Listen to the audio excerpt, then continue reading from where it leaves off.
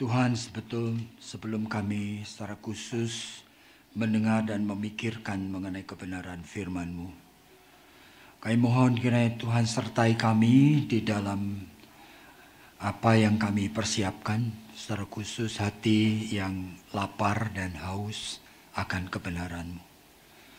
Oleh karena kami tahu Engkau memberkati mereka yang berhati lapar dan haus akan firman-Mu.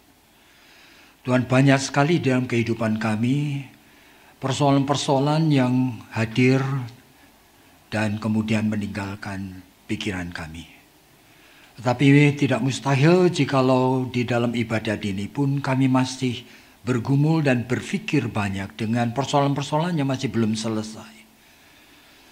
Tuhan, kami gelisah dan mungkin untuk individu-individu tersebut kami merasa bahwa kami membutuhkan sesuatu yang berbeda.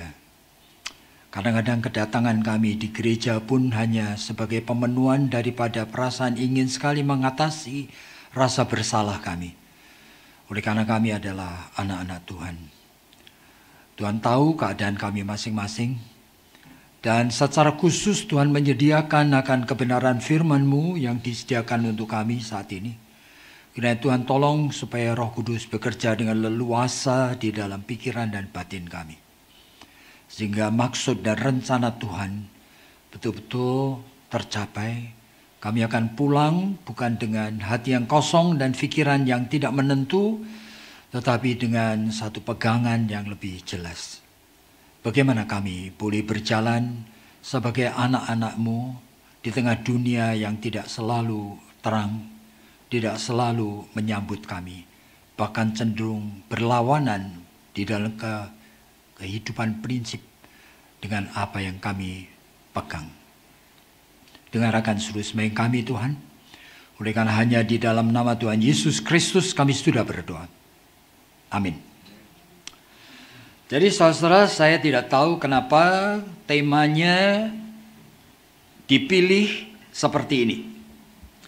Yaitu kita akan memikirkan tema dalam bahasa Inggris adalah self-actualization atau self-surrender. Saudara, ini adalah tema yang sangat menarik oleh karena memaksa saya untuk berpikir dengan lebih keras. Sehingga sepanjang minggu ini saya banyak sekali berpikir mengenai tema ini ya. Untuk mempersiapkannya. Saudara, kata self-actualization itu sendiri sebetulnya ya mungkin yang memulai itu seorang Jerman, seorang neurolog, seorang psikiater juga. Ya, dia itu bernama Kurt Goldstein. Dia itu menyebutkan mengenai self-actualization dan pengertiannya kemudian dipakai terus-menerus. Yaitu self-actualization adalah puncak dari proses kehidupan dari manusia. Jadi saudara hadir di dalam hidup ini itu semuanya di dalam suatu proses. Nah, saudara seharusnya prosesnya itu didukung oleh yang secara psikologi disebutkan dengan life instinct. Nah, kalau life instinct dalam hidup saudara itu memberikan kepada saudara modal yang cukup, maka saudara akan terus-menerus menuju kepada sesuatu titik yang namanya self-actualization.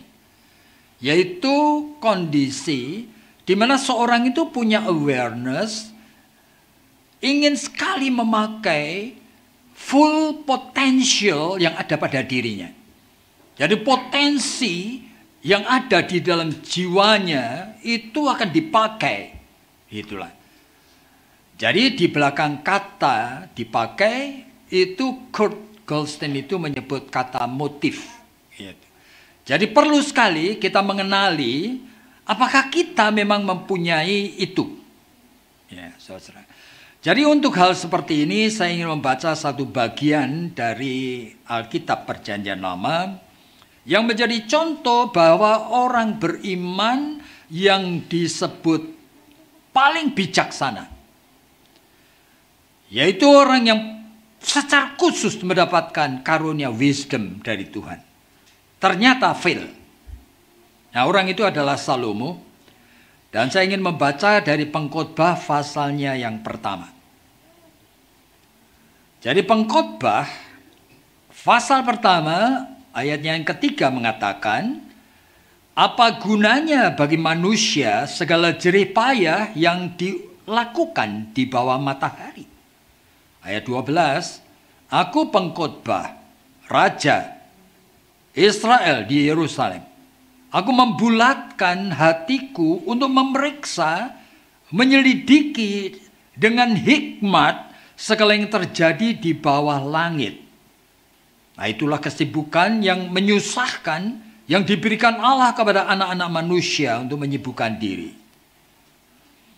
Aku melihat segala perbuatan yang dilihat semuanya itu ternyata sia-sia.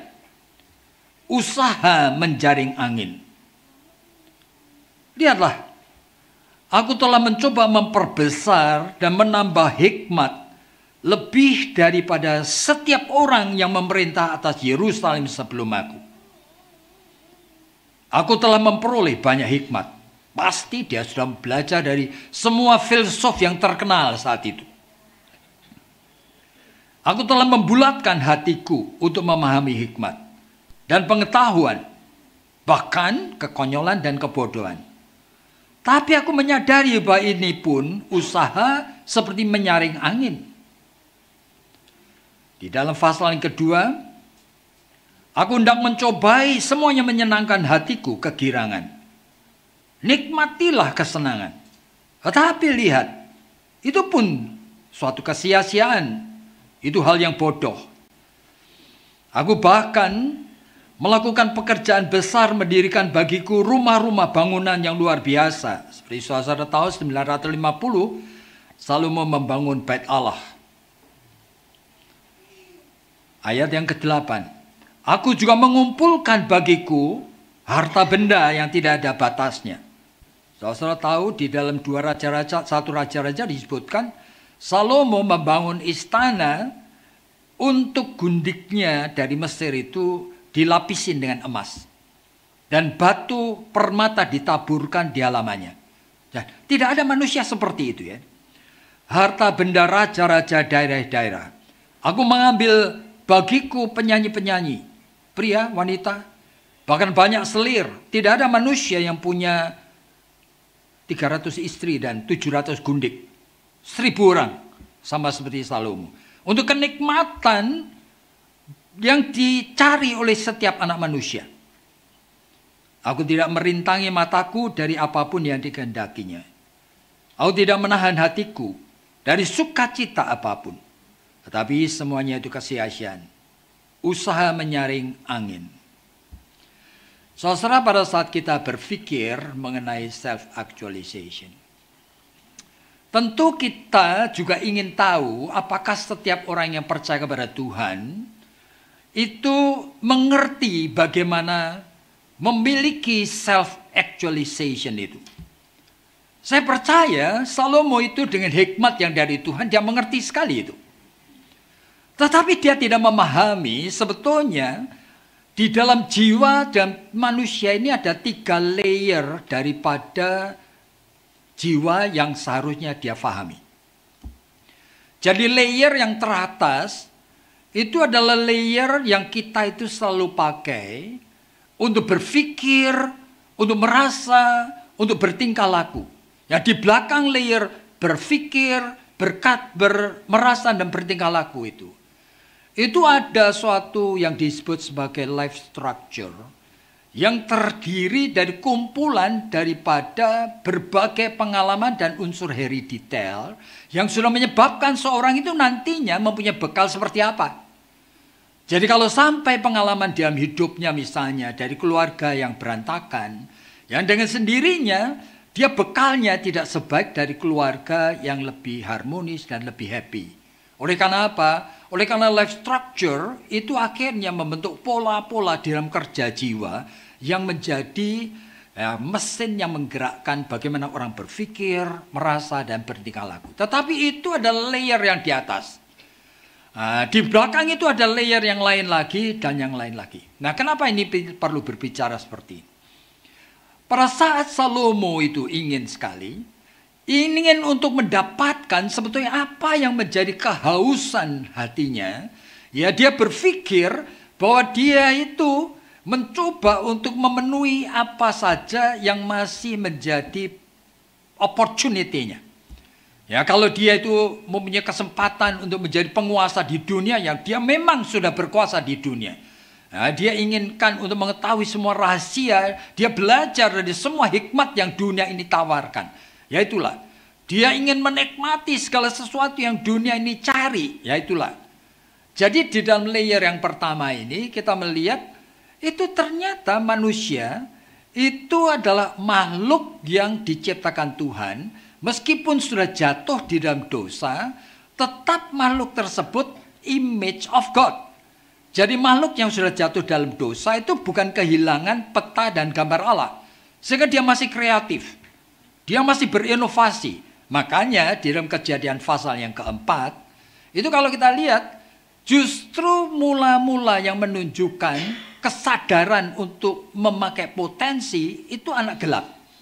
Jadi turunan dari Kain, Lameh, kemudian mempunyai ada 2 istri, yang namanya Ada dan Sila. Kemudian ada 3 anak yang disebutkan. Ternyata 3-tiganya itu adalah penemu-penemu hal yang completely baru. Yang pertama menemukan akan kehidupan yang sedenter. Itu dengan apa? Kehidupan ini tidak lagi nomad, gitu ya, dari satu tempat ke tempat lain, yang harus berburu, harus beresiko, gitu ya. Tetapi mari membangun, sehingga mereka membudidayakan ternak. Jadi ini lalu kemudian membangun kota akhirnya di sana. Jadi ini disebutkan di dalam Kejadian pasal 4. Dan bahkan mereka itulah bukan hanya membudidayakan ternak, mereka tuh ternyata tahu bagaimana melalui menggali-gali tanah sampai menemukan benda yang bisa kemudian dipanasi menjadi metal. Lalu disebutkan mereka menemukan besi dan tembaga. Jadi bisa dibayangkan dalam Kejadian pasal 4 sudah ada penemu-penemu seperti ini. Sehingga mereka itu tahu bagaimana bercocok tanam dengan peralatan yang lebih baik. Bahkan disebutkan lagi, ya kan, bahwa mereka ini itu menemukan alat-alat musik. Berarti bagaimana membuat sarana yang bisa menggembirakan, menghibur hati. Dan itu ditemukan di dalam zaman batu, saudara bisa membayangkan. Makanya di dalam Lukas pasal 16, Yesus itu mengingatkan kepada kita semua, khususnya kepada murid-muridnya, coba lihat anak-anak gelap. Kenapa mereka itu lebih pintar dari kamu? Pakailah otak seperti mereka, seolah-olah Yesus mau mengatakan begitu. Sehingga banyak anak terang itu ketinggalan oleh karena apa? Tidak mengenali potensi yang ada di dalam dirinya. Jadi potensi yang ada di dalam diri manusia itu sebetulnya masih sangat tidak terbatas. Jadi di dalam hidup ini saudara tahu, di dalam lapisan layer yang pertama, kita menemukan manusia itu menjadi penemu-penemu yang luar biasa sekali. Jadi sejak zaman dulu seperti itu, dan sekarang kita menjumpai, kita hidup di dalam hasil yang kita nikmati luar biasa. Saudara semuanya memegang HP. Pembantu saya di rumah punya 2 HP. Iya. Dan HP yang kecil itu yang murah pun sekarang itu sudah bisa untuk berkomunikasi dengan siapa saja di seluruh dunia. Tiap hari, pagi, siang, malam, pembantu saya yang tua itu juga video call dengan anak dan cucunya. Bayangin. Hahaha di sana. Dan mereka tidak realize itu adalah ciptaan dari manusia. Dan bukan hanya itu aja, saudara mengenal akan Elon Musk, saudara mengenal akan Bill Gates, saudara mengenal akan Mark Zuckerberg, saudara akan heran sekali mereka pencipta budaya hidup yang beda sekali. Nah, sehingga kita itu mengenal banyak hal yang sebetulnya itu tadinya impossible untuk kita itu pikirkan, bahwa itu akan hadir dalam hidup kita. Bahwa kita itu akan masuk di dalam suatu dunia maya yang sebelumnya itu hanya menjadi mimpi saja. Tetapi sekarang real sungguh dan bisa diutak-atik melalui suatu hukum alam tertentu sehingga bisa kita masuk mengerti bahwa itu tuh terjadinya itu demikian. Jadi penemuan-penemuan itu menghasilkan hal-hal yang positif. Nah, saudara memakai mobil, saudara memakai rumah, saudara memakai pakaian. Saudara kalau melihat itu mesin pemintal, saudara memakai bagaimana benang dibuat, bagaimana jarum itu dibuat, bagaimana mesin-mesin dibuat, bagaimana, waduh. Saudara melihat rumah ini aja, saudara memakai askan AC, saudara melihat tile ini, yang saya percaya Salomo itu tidak pernah mimpi punya tile seperti ini. Bahwa ini dibuat itu bagaimana begitu. Jadi manusia itu menghadirkan begitu banyak hal yang luar biasa, oleh karena manusia mengenal akan potensinya. Nah, potensi tersebut memang kalau dilatih itu akan berkembang. Ya, kita itu melihat potensi dalam segala bidang. Oleh karena memang Tuhan itu memberikan dan sudah memberikan panggilan di dalam Kejadian pasal yang pertama mulai ayatnya ke-26 supaya manusia itu meresponi mandat dari Tuhan yang disebut mandat budaya, ya cultural mandate. Yaitu Tuhan mengatakan, ya kan, taklukkan bumi ini. Kerjakan bumi ini, penuhi bumi ini. Berarti segala aspek yang ada di bumi dalam segala aspeknya kamu harus kenali dan kamu taklukkan, kamu miliki, kamu kembangkan. Oleh karena apa? Bumi saat itu memang ready untuk diperlakukan seperti itu sampai sekarang dan tidak ada habisnya. Sama seperti yang tadi saya sebutkan Elon Musk, sampai kita mulai berkenalan dengan SpaceX, sehingga kita itu heran sekali bahwa manusia itu bisa saja hidup di angkasa luar gitu ya. Bahkan tidak heran oleh karena beberapa waktu yang lalu saya membaca di koran itu mungkin 28 Februari yang lalu itu ya. Jadi seorang Indonesia itu yang pernah kerja di NASA itu bapak yang namanya saintis ini Raymond Chandrawinata atau ya Chandrawinata. Nah, itu ternyata diakui menemukan akan satu obat yang sangat dibutuhkan untuk astronot, saudara-saudara. Jadi astronot itu kalau pergi ke ruang angkasa, efek yang paling ditakuti itu adalah oleh karena free daripada gravitasi, itu tulang-tulang itu kemudian menjadi osteoporosis, kropos. Nah ini orang Indonesia ini.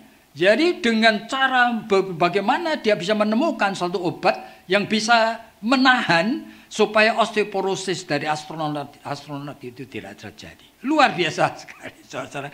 Jadi kalau kita untuk melihat setiap bidang, saudara kenal di antara kalian ini pasti ada yang anaknya itu dileskan piano, bahkan kemudian melihat ada bakat tertentu, ya orang yang mempunyai bakat itu kemudian ingin masuk spesialisasi menjadi seorang pianis yang secara profesional. Saya sudah kenal puluhan orang. Tiap hari itu latihan, dari kecil itu, kadang-kadang sampai 8 jam, saya bisa membayangkan. Padahal tujuan akhirnya adalah saya mendapatkan pengakuan dan aplaus. Ya, saya mempunyai seorang yang anaknya itu kuliah di UPH itu. Ya, dia lagi tanda petik itu oleh karena dia pintar berenang, kemudian dia cerita ibu itu kepada saya, aduh seminggu sekali harus mengajak anaknya itu kemana? Ke laut, saudara, latihan berenang di laut itu 4 jam. Bayangkan seminggu sekali. Untuk apa? Oleh karena manusia mengenal potensinya, ya, dan dia ingin mengembangkan dan menjadi luar biasa sekali, saudara. Ya, kalau kita lihat olahraga, kita lihat segala sesuatu, kita ajaib, luar biasa sekali. Ya, ini sebetulnya layer di atas yang pertama, yang selalu manusia hidupi, manusia cari dan manusia kagumi, manusia inginkan. Manusia tidak inginkan layer kedua dan ketiga. Padahal kalau Kurt Goldstein itu mengatakan self-actualization itu menyadari akan full potential. Itu artinya manusia secara holistik. Berarti secara utuh. Ya bukan cuma layer atas saja. Tapi layer yang di tengah, layer di bawah. Layer di atas saja bukan hanya menciptakan sesuatu yang baik, saudara. Oleh karena berbahaya sekali. Jadi kita lihat misalnya saja ya beberapa waktu yang lalu saya membaca di koran itu seorang yang bernama Grishov itu menulis sebetulnya artikel mengenai konflik sebetulnya tension gitu ya antara Amerika dan China gitu ya. Dan kemudian setelah Donald Trump itu menjadi presiden, tensi itu menjadi naik kan. Tapi dia menyebutkan dengan istilah yang menarik, saudara. Dia mengatakan mereka masuk di dalam modern game. Apa itu modern game? Ternyata maksudnya oleh karena sekarang itu interaksi antara China dan Amerika itu memakai suatu game, berarti ada strateginya dan ada high level of thinking yang sebelumnya tidak pernah dipikirkan. Makanya disebutkan interaksi seperti ini sebetulnya seperti Cold War, itu perang dingin. Sekarang makanya dikatakan proxy war. Proxy war itu adalah peperangan memakai sarana yang sebetulnya hasil riset semuanya. Jadi ini bukan peperangan teman-teman, tetapi betul-betul gitu ya. Hasil riset ini, riset itu, riset ini. Terus negara-negara superpower ini setiap hari, tidak usah superpower ya sebetulnya sekarang ini, semua di semua universitas. Saya berkenalan dengan seorang yang ada di Stanford. Itu menceritakan bahwa satu hari aja karena ditemukan hasil riset itu lebih dari 10. Itu dari satu universitas. Ya, seluruh dunia seperti berapa? Manusia terus menyelidiki dan mempunyai suatu potensi menemukan hal-hal yang baru yang nanti bisa dipakai untuk tujuan-tujuan tertentu. Ya, makanya kalau seperti tadi, proxy war itu masih tidak menunjukkan akan hal-hal di mana kita takuti kan, meskipun ada efek Donald Trump memberikan tarif 10% untuk barang-barang yang diimport, orang Amerika mengimport dari China misalnya. Tapi China kan membalas, aku memberikan 15%. Nah, ini proxy war, ini manifestasinya seperti itu. Tapi di belakangnya sebetulnya pikiran-pikiran dari orang-orang cerdik cendekiawan yang siang malam itu terus-menerus sedang mencoba untuk yang namanya proxy war, itu war yang akhirnya untuk menemukan authority untuk siapa yang sebetulnya mempunyai influence yang lebih. Jadi kekuatan untuk bisa mempunyai dampak, mempunyai pengaruh yang lebih. Itu namanya hasil dari proxy war. Jadi saudara bisa membayangkan. Nah, apalagi jikalau kita pernah lihat kepada war yang sesungguhnya. Jadi itu perkembangan dari senjata itu semakin lama makin menakutkan, saudara. Oleh karena yang namanya nuklir, yang sekarang semua negara itu sedang kepingin. Iran itu luar biasa kepinginnya. Korea itu sudah hampir matang betul-betul ya. Itu tuh berbahaya sekali, saudara. Oleh karena dibandingkan dengan bom atom yang dijatuhkan Hiroshima, Nagasaki. Satu kali bom atom itu seluruh kota leleh, saudara. Bisa membayangkan. Nah ini bisa ratusan atau ribuan kali dampaknya. Jadi bagaimana kalau terjadi itu? Ya kan? Yang namanya itu barangkali nanti akan menjadi Star War. Oleh karena apa? Oleh karena ya sekarang kita tahu sendiri. Semua negara-negara besar sudah mulai membuat satelitnya sendiri.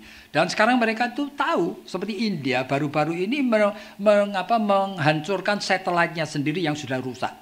Ya daripada diperbaiki ya dihancurkan aja. Berkeping-keping dan hilang. Jadi ini kan realita hidup ya. Bahkan yang namanya drone. Itu berapa puluh tahun yang lalu kita hanya pakai untuk tukang foto itu, saudara. Ketika kami itu ada retreat di Medan, teman saya itu pakai drone foto bersama itu saya, wah hebat sekali dia. Wah, tetapi sekarang untuk perang, saudara. Jadi seorang dokter spesialis dari Swiss, seorang wanita itu diwawancari oleh CNN, ya ketika Gaza itu dia banyak sampai lebih dari 45.000 orang mati oleh karena Israel. Ya, lalu dia cerita, drone itu pada saat mau ditembakkan, itu kan sebetulnya sudah tahu, oleh karena di situ dimonitor dan kelihatan sekali. Yang ada di depan itu puluhan anak-anak yang sedang lari loh, tetap ditembak dihabisin. Lalu wanita ini dokter mengatakan, I just cannot believe what I see gitu loh. Gak bisa, kenapa? Apa salahnya anak-anak kecil seperti itu dibunuh semua? Nah, saudara, tetapi dalam pikiran Netanyahu itu pikirannya adalah anak-anak itu adalah future Hamas. Jadi nanti kalau tidak bunuh sekarang nanti akan menjadi penyakit di masa depan. Jadi cara berpikir menjadi begitu evilnya. Dan saya tidak tahu bagaimana menjelaskannya, tetapi itu yang terjadi. Di dalam layer yang pertama itu ada pilihan memakai potensi untuk menghasilkan hal yang baik yang kita bisa nikmati, makanan-makanan yang luar biasa, hidup yang luar biasa, ya kan? Semua fasilitas hidup yang luar biasa sekali. Tapi ya yang lain itu, ini bisa menjadi suatu evil yang tidak ada batasnya. Nah, sekarang persoalannya yang bagi kita, pada saat kita bicara self-actualization, sama seperti Salomo tadi, dia mencoba cuma layer di atas, lalu dia menemukan apa? Dia saat ini menemukan, akhirnya I know, semuanya vanity, semuanya sia-sia. Seperti untuk apa memakai potensi, oleh karena apa?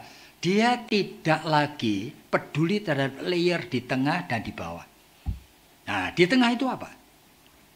Jadi natur manusia, layer di atas itu yang kita pikir, kita rasa, itu menghasilkan kreativitas. Ya, manusia yang tidak ada batasnya. Tapi layer yang di bawah dari jiwa manusia itu manusia batin ya. Jadi di dalam Alkitab disebutkan mengenai hati dan hati nuraninya. Pada saat kita itu berbicara mengenai manusia batinnya.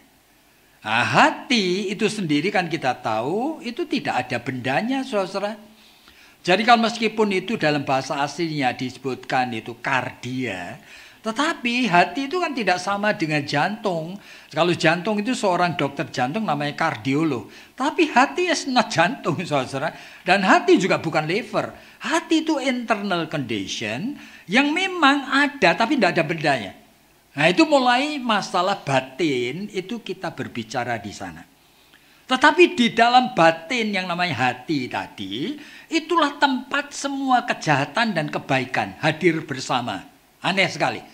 Bagaimana memilah itu manusia tidak tahu, saudara, tapi realitanya ada di situ. Matius pasal 15 mengatakan demikian. Jadi kita perlu waspada bahwa di dalam ini pada saat kita itu tahu bahwa hati manusia itu sebetulnya seperti itu, kita juga perlu tahu. Pada saat Tuhan memberikan anugerah umum, namanya common grace. Hati manusia ini sekarang namanya diganti jadi sunedesis. Menjadi hati nurani. Oleh karena anugerah umum dari Tuhan. Anugerah umum itu menyebabkan semua orang yang hidup ini mempunyai hati nurani sekarang. Yang bisa mengerti kebaikan dan bisa mampu berbuat baik. Nah, sehingga jangan heran dalam 1 Korintus pasal yang ke-13, Rasul Paulus sampai mengatakan, toh ada orang loh yang rela sekali mati dibakar untuk sesama manusia. Ada orang yuk, saking baiknya sampai rela memberikan seluruh harta bendanya untuk fakir miskin. Nah itu. Jadi orang tipe yang bukan hanya filantropis gitu ya, yang keluar dari kekayaannya, tetapi ada orang-orang tipe altruis yang seperti rela itu memberikan segala-galanya di tengah penderitaan, di tengah kekurangan. Ajaib sekali manusia. Jadi itu yang namanya hati nurani manusia pada saat mendapatkan anugerah umum akan menjadi hati nurani yang bisa menjadi mulia sekali, saudara. Nah itu yang terjadi. Jadi hati nurani yang mulia ini pun, ini kita perlu waspadai. Nah, kalau kita mau belajar mengenai psikologi lagi nih ya, orang yang bernama Abraham Maslow itu kan mengatakan, kita itu melihat hierarki daripada kebutuhan manusia, maka orang yang mempunyai hati nurani yang sudah baik tadi, bisa mencapai suatu level kebutuhannya itu bukan lagi physical material, cuma butuh duit, butuh kesehatan, butuh rumah, butuh uang, bukan cuma itu. Tapi ada kebutuhan security. Tapi bukan cuma itu, kemudian kebutuhan love and belongingness. Demi untuk mendapatkan cinta dan untuk perasaan belong dengan keluarga, itu kadang-kadang orang rela bayar mahal sekali, saudara. Tapi hati nurani manusia itu bisa lebih lagi. Jadi kebutuhan itu self-esteem mulai mendekati mengenai potensi yang sesungguhnya daripada hati manusia. Yang akhirnya kita temukan setelah itu ada kebutuhan yang namanya estetika. Jadi kita berjumpa dengan orang-orang seperti Mahatma Gandhi yang rela bahkan mengorbankan dirinya demi untuk menghadirkan yang baik untuk orang-orang lain. Jadi ini yang terjadi. Layer pertama, kita itu concern itu dengan what men think, what men feel, and what men do. Layer kedua, orang mulai concern dengan apa yang sebetulnya suara hati nurani. Nah, itulah sebabnya banyak orang itu kemudian cukup di sana. Merasa puas di sana. Layer kedua ini adalah apa yang sebetulnya manusia itu sadari. Oleh karena hati nurani itu sebetulnya speak about something yang paling esensial dalam hidup ini. Yaitu aja. Nah, itu persoalannya.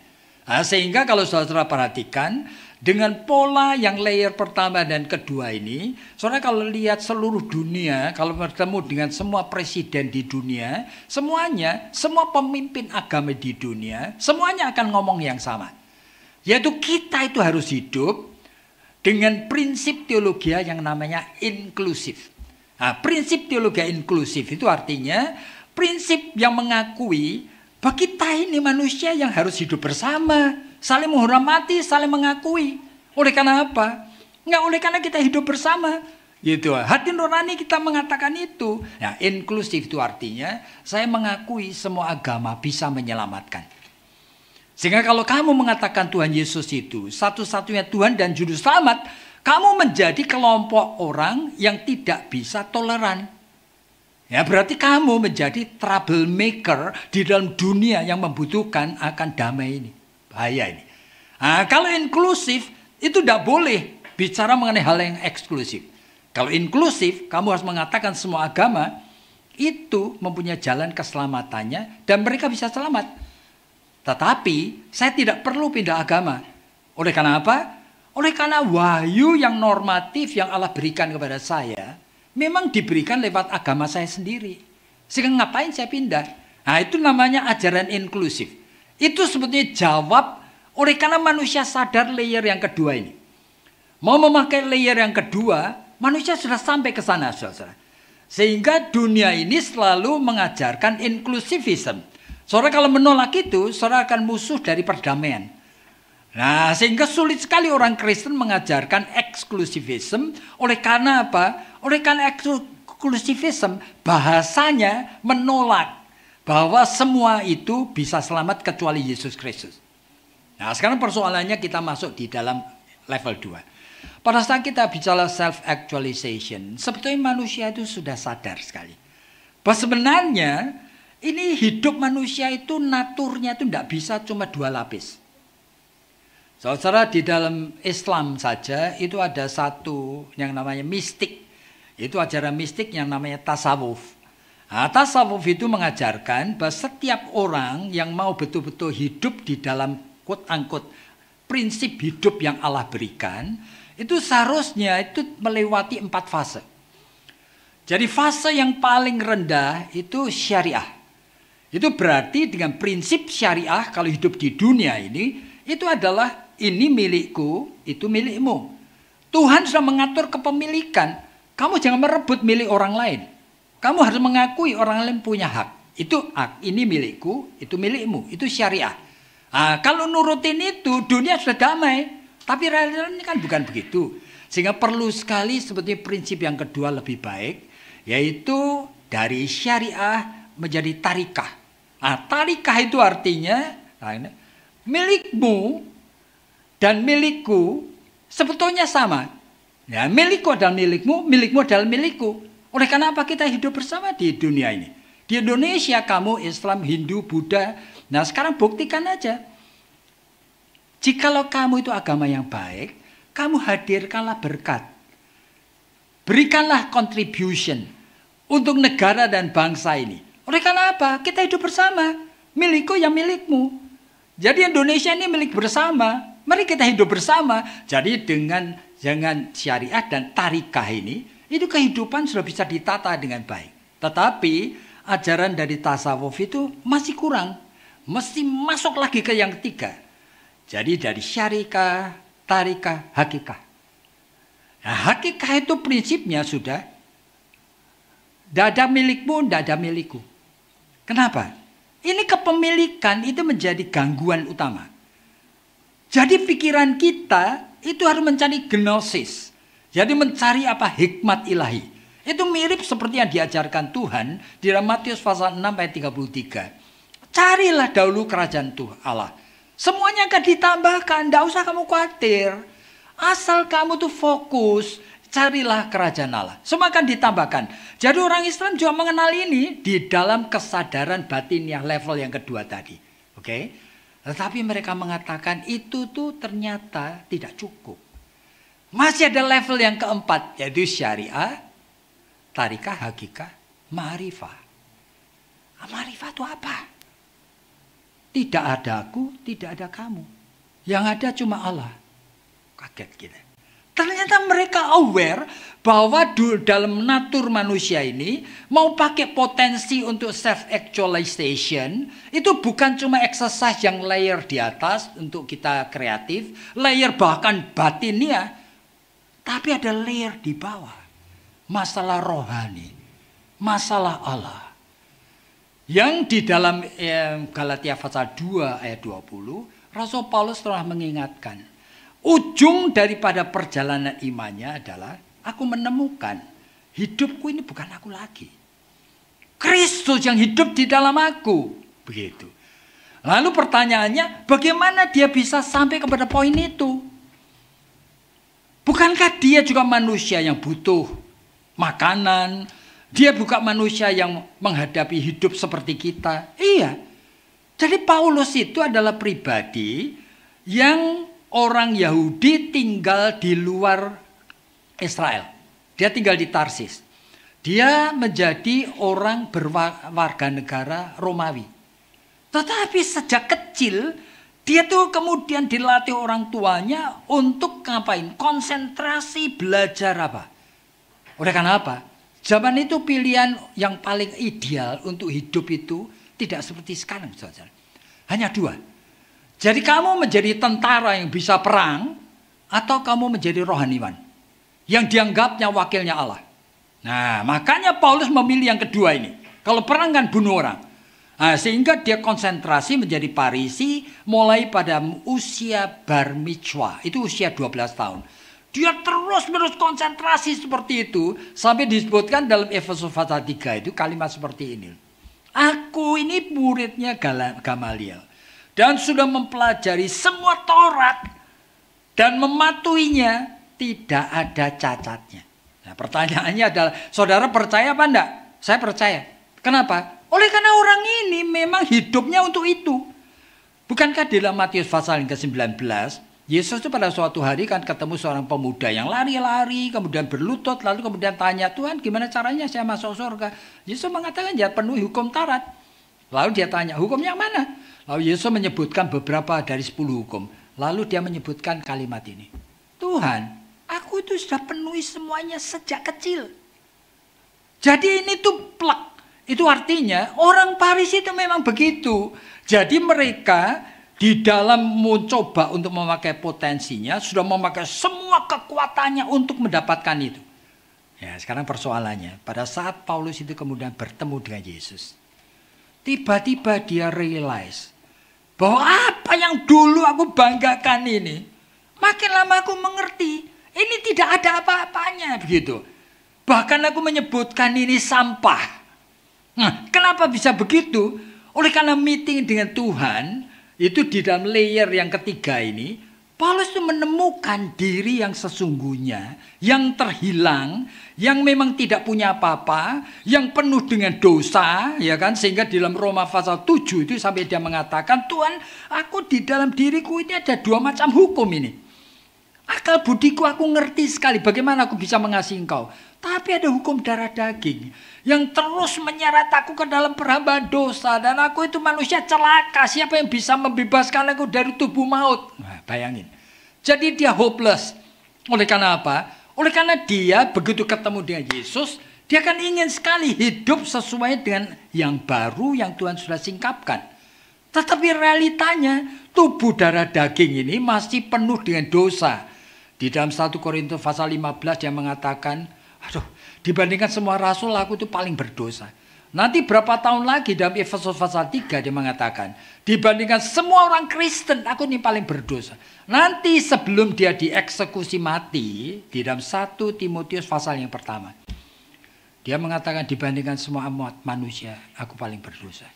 Masa dia exaggerating? No. Dia hopeless. Oleh karena apa? Saya percaya dosa itu ada 3 macam. Dosa yang namanya original, dosa yang namanya actual sin, dan dosa yang saya sebut inevitable. Apa itu? Jadi dosa yang namanya original itu adalah saudara dan saya anak turunan Adam dan Hawa. Sehingga kita ini semuanya adalah non posse non peccare. Itu artinya mau tidak mau pasti berbuat dosa. Tetapi dosa yang actual itu adalah dosa dalam kesadaran aku milih berbuat dosa. Dan kita terus menuju jatuh bangun di situ gitu loh. Tapi Paulus 2 ini sudah diatasi loh. Oleh karena apa? Dia latihan luar biasa. Sehingga dari 10 hukum itu kan Farisi sudah menjadikan 613 hukum. Dan semuanya dia patuhi. Oleh karena apa? Dia takut sekali kalau hari Sabat itu jalan itu sampai berbuat dosa.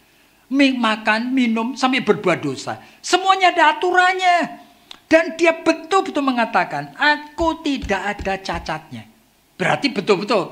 Tapi ada something yang membuat aku tahu bahwa sebetulnya ini saya belum bisa menyelesaikan. Yaitu dosa yang aku tidak bisa hadapi. Yaitu apa? Inevitable sin. Dosa apa ini? Saudara saya tidak tahu. Tetapi kalau saudara-saudara belajar psikologi, saudara akan tahu apa yang namanya tanda petik itu kehadiran yang Sigmund Freud itu sebut dengan istilah death instinct. Death instinct itu something, saudara.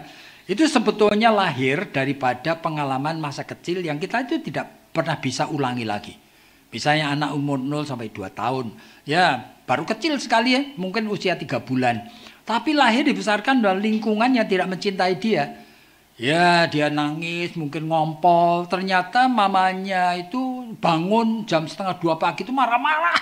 Oleh karena apa? Besok dia mesti kerja ini. Sehingga dia ngambil anaknya dengan kasar. Dia itu kemudian ngambil air susunya juga kasar. Ganti popoknya kasar. Suaranya juga tidak enak. Saudara, meskipun tanda petik, ini kan tidak sengaja mungkin. Tapi kalau terulang-ulang, saudara di dalam jiwa anak itu sudah terbentuk sesuatu pola respon. Nah, respon itu kemudian hari pada masa dia itu mulai ngerti, dia akan punya pikiran aneh. Pikirannya apa? Aku tidak suka manusia. Apa itu maksudnya? Karena manusia pertama yang hadir dalam hidupku itu mamaku. Setiap kali hadir aku takut. Setiap kali hadir itu aku tuh nangis-nangis pengen. Nah, tidak mengerti apa itu. Nah, itu sudah terbentuk. Nah, saya tidak tahu kalau belajar psikologi, pengembangan death instinct itu seperti ini, saudara. Nah, sehingga kita itu mungkin tahu menghadapi pengalaman Paulus dengan beberapa orang. Saya mulai mengerti ini. Yang pertama di dalam Kisah Rasul-Rasul mulai pasal 13, 14, 15. Saudara Paulus dan Barnabas kan diutus untuk mengabarkan Injil. Ternyata Barnabas itu mengajak keponakannya yang namanya Yohanes Markus. Ternyata di tengah jalan keponakannya itu pulang. Reasonnya apa sih kita tidak tahu. Mungkin kangen sama orang tuanya, mungkin apa, capek, mungkin sakit-sakitan. Tapi pulang itu Paulus tidak bisa memaafkan. Nah itu nampak di dalam Kisah Rasul-Rasul pasal 15. Ketika diutus lagi untuk mengabarkan Injil, ternyata paman Barnabas ini ingin mengajak lagi ya kan Yohanes Markus. Paulus marah sekali sehingga terjadi pertengkaran disebutkan apa? Pertengkaran yang sengit sekali. Aneh sekali kan. Jadi seorang Paulus yang tahu firman Tuhan, yang hidup dekat sekali dengan Tuhan, masih menghadapi realita munculnya dorongan gitu ya, kemarahan yang tidak reasonable gitu ya. Jadi kebencian yang dia, perasaan emosi yang seperti itu. Ya saya percaya sekali. Paulus menghadapi yang seperti ini, dia aware. Ada sesuatu yang wrong ini. Dan Paulus itu di dalam Galatia pasal 2, saudara, itu berhadapan dengan Petrus. Petrus itu sebetulnya sokok guru. Tapi pada suatu hari Petrus itu makan bersama dengan orang-orang yang tidak bersunat. Itu orang-orang non-Israel. Nah, ketika lagi makan, Paulus dengan rombongannya itu masuk ke ruangan itu. Tiba-tiba Galatia 2 itu mengatakan, Petrus itu kaget lari. Malu dia. Kenapa? Di dalam hukum Taurat disebutkan, itu hukum Taurat ya, tidak boleh makan sehidangan dengan orang Gentile. Yaitu orang tidak bersunat. Langsung disebutkan dalam Galatia 2. Paulus marah sekali. Barangkali caranya marah sambil berteriak, kamu Simon Petrus itu ya, kamu itu tidak menjalankan ajaran dari Yesus Kristus atau apa. Saya tidak tahu yang diucapkan.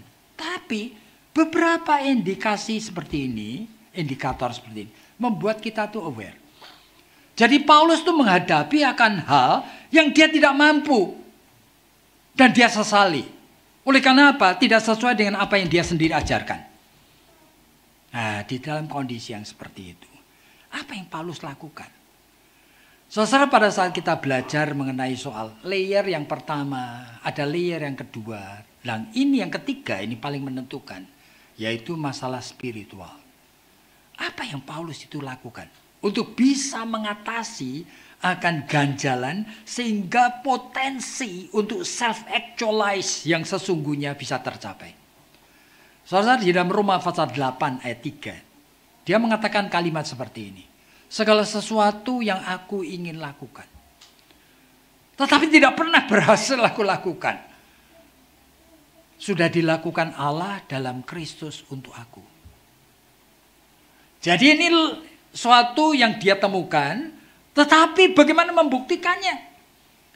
Bahwa Kristus yang sekarang ini kita sedang rayakan di dalam masa 40 hari Lent, yang datang itu memang untuk menggantikan kita.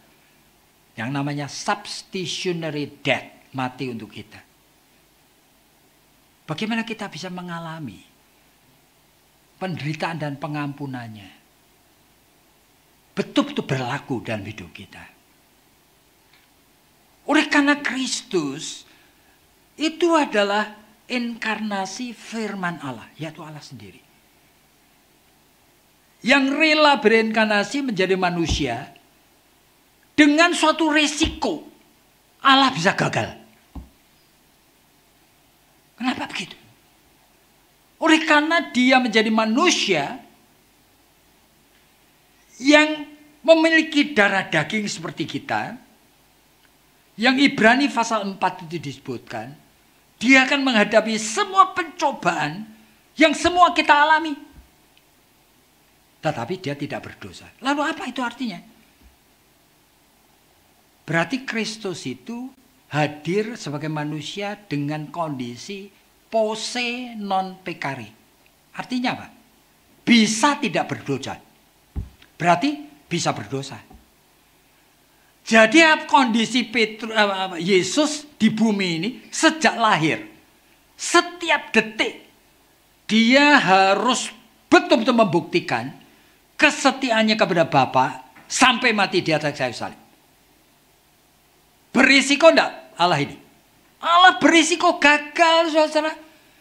Jadi saudara, kalau yang memahami ini, saudara, sulit sekali bagi kita sebagai orang Kristen kalau masih tidak punya pengucapan syukur. Oleh karena risiko yang Tuhan lakukan untuk menyelamatkan kita seperti itu. Makanya disebutkan dalam Filipi 2, dia setia sampai mati. Sehingga Bapa itu membangkitkan dia dari kematian. Itu artinya apa? Yesus pada saat mati, dia bukan bangkit sendiri, saudara. Tapi dia mati di dalam kesetiaan sebagai domba Paskah. Itu artinya apa? Sebagai domba sembelihan yang memenuhi tuntutan keadilannya. Dan dia adalah domba yang blameless, berarti tidak ada celahnya. Maka Bapa itu membangkitkan dia dari kematian. Nah, kembali kepada soal apa yang Paulus itu lihat. Saya percaya sekali Paulus mengerti ini. Bagaimana aku bisa mengalami bahwa Kristus itu betul-betul itu sudah menyelesaikan semuanya yang aku tidak mungkin lakukan ini. Dia melakukan selesaikannya di dalam kematiannya di atas kayu salib. Lalu Paulus itu menyebutkan di dalam 1 Timotius pasal yang keempat kalimat seperti ini. Ibadat, latihan badani, bahkan itu dengan disiplin rohani, sedikit gunanya. Tetapi latihan godliness, latihan spiritual, itu mempunyai makna kegunaan untuk hidup sekarang ini maupun hidup di dalam surga nanti. Saya ketika merenung itu, klik, saya mulai mengerti. Bahwa Paulus itu melihat bahwa ini tuh bukan sesuatu yang oleh karena saya percaya pada Tuhan Yesus, maka Tuhan Yesus akan menanamkan hal baru di dalam diri kita, dan dalam diri kita tiba-tiba kita diperbarui. Enggak. Kita itu mesti mempunyai keberanian seperti Paulus, melatih rohani kita. Layer pertama, layer kedua, layer ketiga. Bagaimana melatih rohani? Nah, Paulus itu menyebutkan itu beberapa hal yang menarik, saudara. Oleh karena Alkitab itu membicarakan mengenai realita bagaimana seorang itu melatih latihan rohani. Ya, selalu memakai prinsip yang ada di dalam Alkitab. Yang pertama, Alkitab itu mengatakan bahwa Allah itu kan maha suci di tempat sana. Tetapi Allah yang maha suci di tempat sana rela hadir di dalam jiwa orang yang broken and contrite. Hadir di dalam jiwa orang yang patah. Hadir di dalam jiwa orang yang merasa diri tidak berlayak. Nah, kalau saudara mengerti prinsip ini, saudara akan boleh mengerti. Jikalau aku menghampiri Tuhan hari Minggu, tetapi aku tidak mempunyai jiwa yang broken and contrite, kehadiran Tuhan tidak kualami. Tuhan itu hanya kusembah melalui agama. Saudara hadir tiap minggu, tidak ada gunanya. Saudara hanya memenuhi Taurat. Tapi kalau saudara dari rumah itu berlutut dan mengatakan, Tuhan, aku ingin mempersembahkan ibadat ini. Gimana aku yang orang berdosa ini seperti ini? Nah, melatih spiritual itu, memberikan preparation kepada kita. Tuhan, beri kepadaku the broken heart and contrite spirit. Aku tidak layak ini. Nah, saudara, dengan persiapan seperti itulah, saudara akan mengalami yang namanya, aku mengalami kehadiran Kristus di dalam jiwaku. Saudara mendengarkan khotbah. Jikalau saudara tidak mempunyai tanda petik yang Alkitab katakan, berbagai orang yang lapar dan haus akan kebenaran. Saudara baca 100 kali, 1000 kali, tidak ada gunanya. Tetapi jikalau saudara minta, Tuhan, kenapa dalam jiwaku aku tidak punya kelaparan dan kehausan? Beri kepada saya kelaparan dan kehausan. Dia akan memberi. Dan saudara nanti heran membaca itu dengan sesuatu selera seperti rusa yang menginginkan mata air itu. Nah, pengalaman kehadiran Kristus itu spiritual. Di dalam Alkitab itu Yesus mengatakan, jikalau kamu tidak menjadi seperti anak kecil, kamu tidak bisa masuk kerajaan surga. Lalu gimana aku menjadi anak kecil? Childlike. Daud di dalam Mazmur 131 itu mengatakan kalimat yang bagus sekali. Tuhan, aku tidak mau berpikir yang tinggi-tinggi. Aku tidak mau bermegah-megah diri. Aku hanya ingin menjadi seperti anak yang baru disapih, yang duduk di kaki mamahnya. Saya membaca Mazmur 131 tergetar sih. Daud itu ngerti. Begitu dia memainkan peran, melatih spiritual dengan childlikeness seperti anak baru disapih, dia mengalami kehadiran Kristus itu di dalam hidupnya. Saudara mau menyanyi hari Minggu. Nyanyian itu adalah saudara nyanyian agama, tidak ada apa-apanya. Tapi jika saudara meminta, Tuhan urapi aku, supaya aku boleh mempersembahkan puji-pujian ini sebagai nyanyian baru. A new song given by Holy Spirit. Saudara nanti menyanyi aneh sekali. Dari dalam itu akan keluar. Entah bentuknya sukacita, entah apa, saya tidak tahu, tidak bisa. Saya kadang-kadang itu kalau menyanyi sendiri di rumah, saya bercucuran air mata kalau lagi minta ini. Jadi pengalaman spiritual itu bukan something yang kita bisa pelajari ABC-nya. Dan itu Paulus lakukan. Pada saat kita bicara self-actualisasi tadi. Pada akhirnya kita tahu self-actualization tadi. Itu sama aja dengan self-surrender. Oleh karena apa? Kita surrender kepada siapa? Yang menentukan aktualisasi yang berhasil. Hanya jikalau kita surrender kepada Dia yang memperdamaikan seluruh ciptaan dengan dirinya. Kolose pasal yang pertama, Yesus mati di atas kayu salib dan bangkit. Memperdamaikan semua ciptaan dengan dirinya. Berarti setiap aspek hidup, setiap bakat, setiap kreativitas yang kita upayakan, semuanya itu bagian daripada rencana kekal Tuhan untuk menyatu dengan dirinya. Sang pencipta, sang Khalik ini. Jadi hari ini kita belajar apa saudara? Ini topik yang sulit ya. Oleh karena judulnya aja self-actualization atau self-surrender. Tapi prinsipnya adalah kita tuh tahu yang namanya full potential. Itu bukan cuma pikiran kita, kreativitas, full potensi pada saat menjadi perenang, pemain piano atau apa. Tapi ini cuma satu layer. Harus bersama dengan layer kedua manusia batinnya kita. Tapi ini tidak cukup. Harus dengan layer ketiga manusia rohania. Dan di sanalah yang bisa menjadikan kita punya potensi yang sesungguhnya hanya Kristus yang memperbaruinya. Sama seperti Paulus. Oleh karena tanpa dia diperdamaikan dengan Tuhan lebih dahulu.